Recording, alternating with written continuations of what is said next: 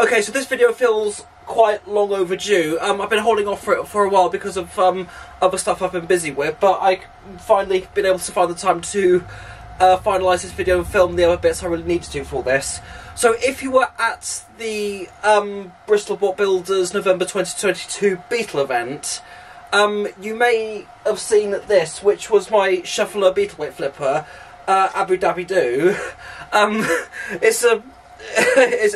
It's hard to justify a reason as to why I picked that particular name for it. I just went for it just because it was funny. Now, this was a shuffler because of the fact that it's 10mm HDP all over, which pushed it well over the 1.5 kilogram weight limit.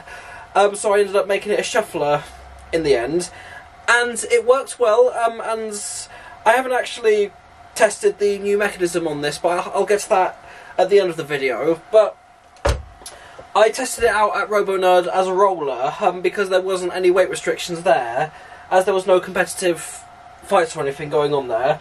But when it came to the competitive events, and I needed to make this thing comply with the weight allowance, because with walkers slash shufflers there's a weight bonus. You're allowed, I'm trying to work out, an extra third of the weight. So the weight limit for shufflers is 2,000 grams in the UK. I've just got back from part-time work and I'm not quite ahead of certain things. But I'm taking a bit of a different approach to the build for this, because I've pre-recorded the bits and will be voicing over, because I'm currently doing a heavyweight build diary for my second heavyweight machine, and that's definitely going to peak well over an hour. So I'm trying out this method and seeing how it goes. But let's roll to when the journey started. Okay, so starting off with the flipper, which consists of these 10mm bits right here, and some M4 nuts and bolts. I've got a Allen key and spanner on the side. So what I did first of all was I took the panels to a bandsaw just to trim the edges a lot better.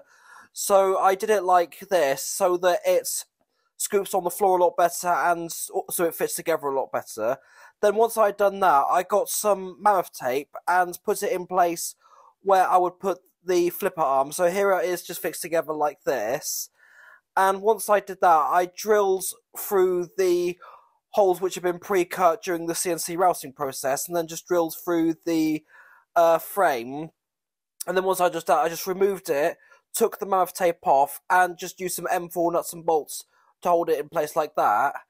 And then I just basically repeated it on the other side right here, and there we have the first panel fitted to the the panel that has the both flipper arms on there.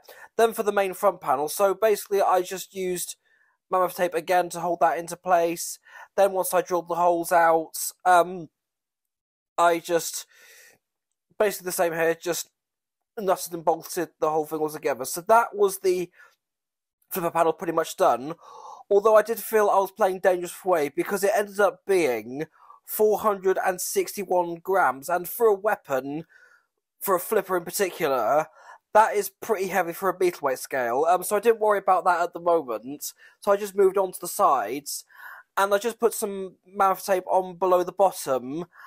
And once I had done that, here it is, just fixed together right here. So I got some M5 wood screws, and I drilled a couple of holes with the side panel taped in place. And once I'd done that, I just took it off, and then I just screwed the panel in place, and then I just took it to the pillar drill to drill some more holes so that I don't end up drilling a hole out of line.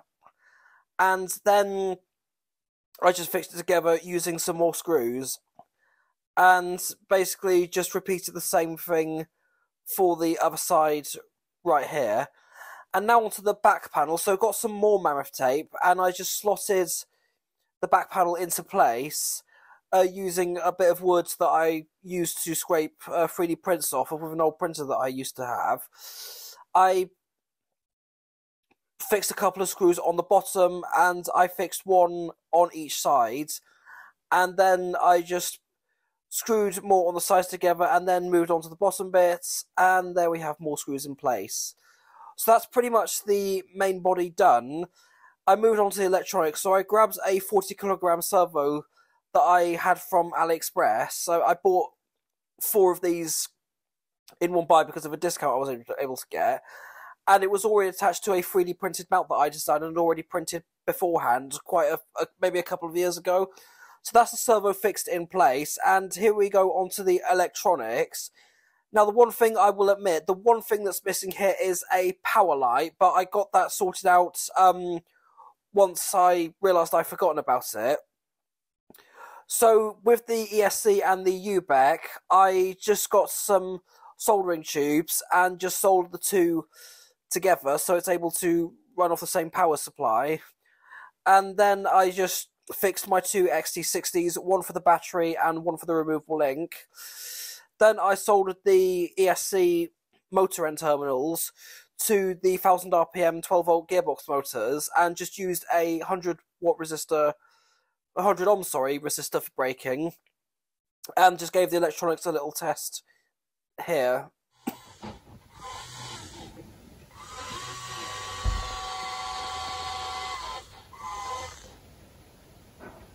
So once that was done, I fixed in place some plates that I got cut by MC to my own design, and this was how the motors would be mounted on. So I got the 2 motors in place there. I got the ESC and the UBEC taped to the back there with mammoth tape, which I used previously. And then I fitted on some hubs, which I've got from AliExpress. Then I put some wheels, which I have done myself, just for testing, and drove it about in my kitchen for a bit.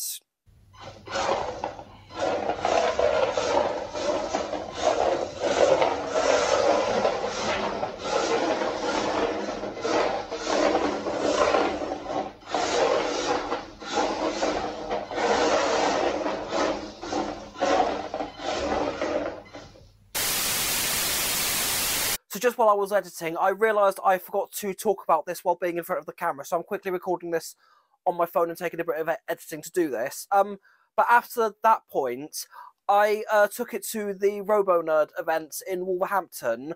I'm not going to include footage of it because it's probably going to leave this too much longer of a watch than I wanted it to be. And the footage of it shouldn't be that difficult to find, and the robot should be easily noticeable in the footage. But after that was when I realised I needed to do something to either make it lighter, which wasn't going to be doable. So the only way to make the machine able to compete with how heavy it was to convert it into a shuffler. And I basically 3D printed some legs and camshafts, which I designed. But I actually got it in front. I completely forgot it in front of it. So this is actually a newer version, which I just very recently printed on my Solvo SV06 Plus. But I thought I'd include this now because while I was recording as well earlier to wrap up this video, I I completely forgot to talk about this. So it's basically a 4-legged version of a 2-leg system, which I used at the Bristol Bot Builders event, which I will get to in just a little bit. But I haven't properly tested this yet because one side is getting jammed up, and I think there's an issue with the motor inside, but I need to take a close look at that. But with that out of the way, let's have a look back at the Bristol Bot Builders event with the shuffler system. So here is Abu Dhabi Do at the 2022 Bristol Bot Builders Beetleweight Championship that took place in November. And here it is, as you can see, with the 2-legged shuffler system, and I printed it in orange because I ran out of red filament and I couldn't get any in time for the event. So it's actually my first time in quite a few years competing at a Beetleweight event with a Beetleweight that was not 3D printed for once. But in my first fight, I was fighting against Head for the Exit, and a machine I completely forgot the name of, but it was built by the same person who built Bourbon, which competed on Buglerbots and has made a name for itself in the UK Beetleweight scene. So in my first fight, after taking a hit first from Rob's robot, which I forget the name of, struggled to self-right, but I got there in the end, and I was still moving out of my circumference, thankfully. But at this point, Head for the Exit and Rob's machine jammed and got stuck together, so they ended up, Dave ended up coming into the arena and setting them free. Paused the match for just a little bit then, but after this point, both machines were immobile. I think head for the exit knocked its link out, and Rob's machine, which I've been calling it, something happened to that machine. I can't remember off the top of my head exactly what happened, but somehow Abu Dhabi Do in shuffler form ended up winning the fight. Abu Dhabi Do, the shuffler, has won the fight.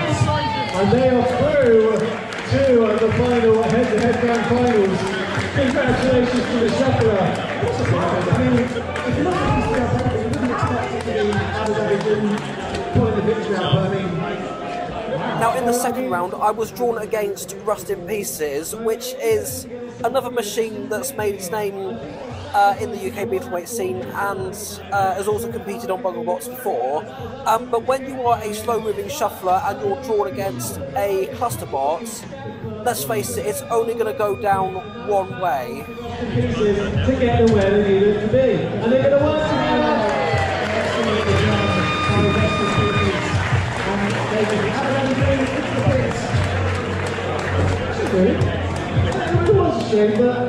And that's pretty much that. And that was how I built Abu Dhabi Do, which was my Beetleweight shuffler flipper robot.